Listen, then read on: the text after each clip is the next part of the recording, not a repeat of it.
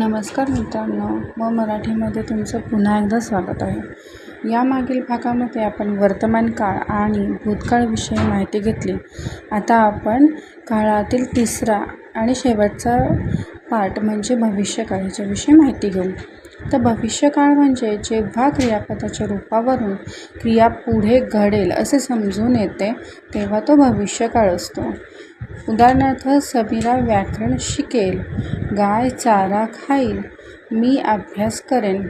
या तिन्ही वाक्यांमध्ये शिकेल, खाईल, करेन ही शब्द आपल्याला समजून येते की ह्या क्रिया पुढे घडणार आहेत, ते अजून घडलेल्या नाही आहेत. तर त्याला आपण भविष्यकाळ असं म्हणणार आहोत. भविष्यकाळ म्हणजे काय? तर पुढे घडणारी क्रिया. हे नक्की लक्षात ठेवा. तुम्हाला काही डाऊट असतील तर मला कमेंट करून नक्की कळवा आणि व्हिडिओ आवडला असेल तर त्याला लाईक आणि शेअर नक्की करा. धन्यवाद.